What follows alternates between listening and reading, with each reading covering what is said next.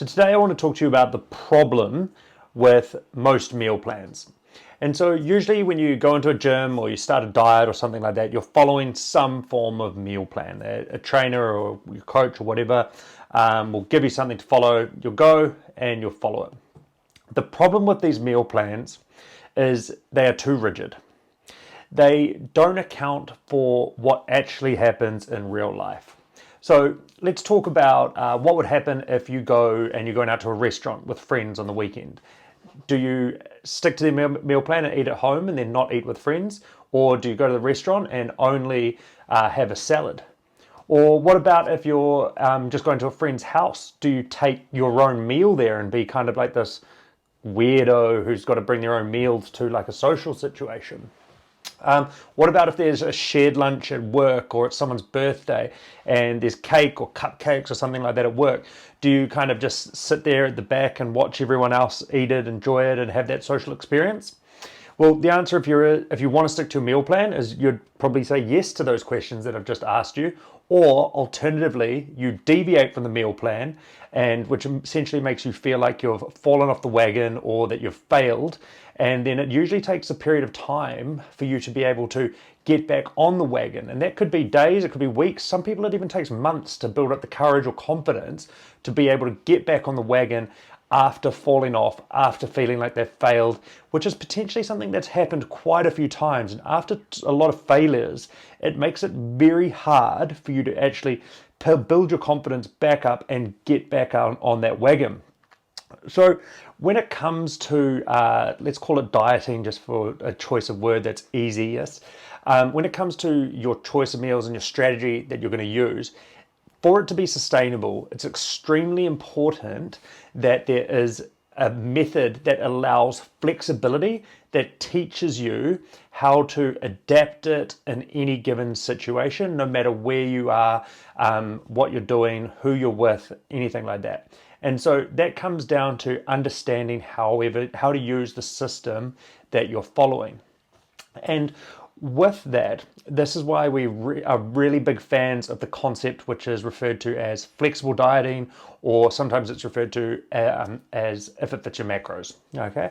Now with this system, you get an allocation of calories or food that you can eat throughout any given day.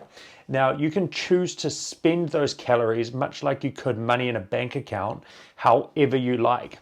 Now you could choose to spend it on using it all on cupcakes. You could choose to spend it all on KFC or Burger Fuel, and you could still lose weight. And there's actually studies that have proven this.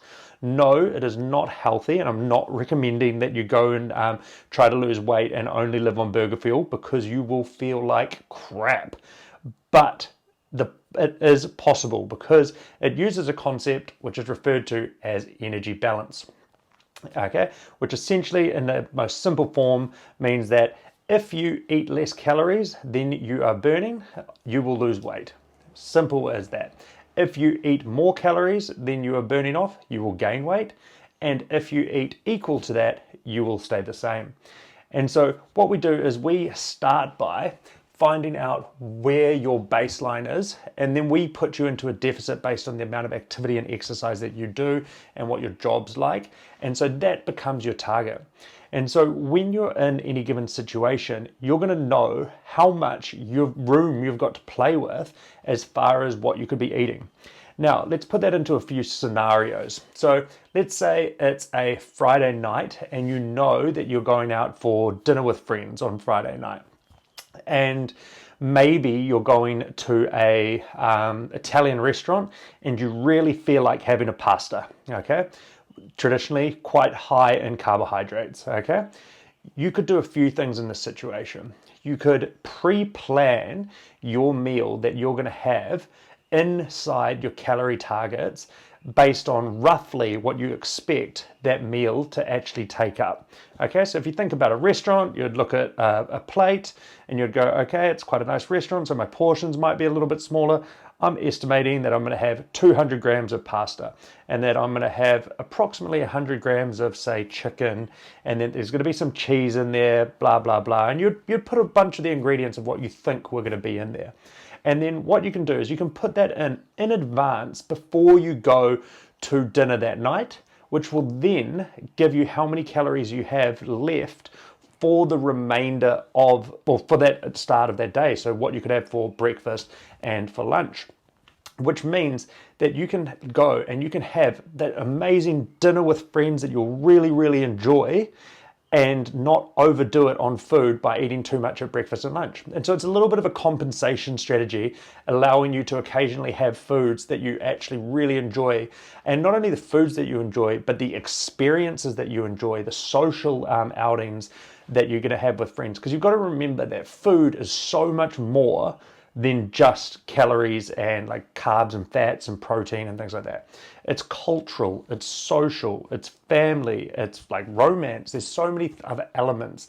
And if you only are tying your food to a meal plan or diet and weight loss, you're going to begin to build a very unhealthy, unhappy relationship with food, which is the last thing that we want. We want you to be able to really thoroughly enjoy food, enjoy the foods that you like, and still move towards your goals. And it is 100% possible if you know how to use the system. And now what I'm talking about might seem like a little bit like complicated, or it might seem that you're going to have to like count calories all the time. And I'm telling you that it's not like that. Once you've got a really rudimentary, like really basic understanding of what foods you generally eat on a day-to-day basis and roughly what portions are like, you're going to become very good at just eyeballing stuff, which is a skill in itself. And then you'll be able to look at something and go, oh yeah, that's about 100 grams, and boom, knock it in, pop it in the app, and it'll tell you how much is left over for any given day. And then this is going to give you so much freedom when it comes to eating. So let's use the scenario of maybe you're at work and it's someone's birthday and it's a situation that you didn't know was going to occur. Okay, so you didn't know that there was going to be cake at work, so you hadn't planned for it. What do you do in that situation? So you would have had your breakfast, you would have had, say, your lunch already or something like that. And so say everybody's sharing cake, or there's cupcakes, whatever it might be, and you want one because cupcakes are delicious. Who doesn't like cupcakes? Everybody wants some cupcakes, right? And so you have to use all of your willpower not to eat the cupcakes.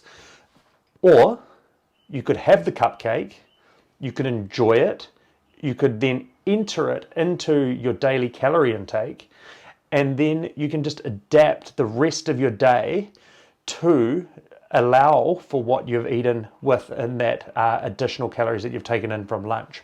And so just by that, by being aware of what you're having at lunch, allows you then to have data to make better decisions later in the day.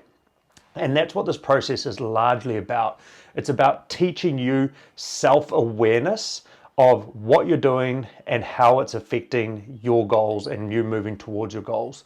And so when you can learn to understand that process and learn to adapt your day and make changes, as I said, it's going to allow you to eat what you want, when you want, as long as it fits inside of your daily targets. And it is the most freeing way to eat. And that's why it is so sustainable. And that's why we have such incredible results with people who embrace the concept and like learn it and then adapt it to suit their lives. So we highly recommend that everybody gives it a try at some point in their life. And even if you only end up doing it for 4 weeks or something like that, you're going to learn so much about what is in the foods that you eat, but also what a normal day of food could look like based on your needs of what you should be having in order to achieve your goal. So highly recommend that you give it a try and you reach out and you jump in one of our next challenges where we will teach you absolutely everything that you need to know in regards to how to do this based on whatever your goals are.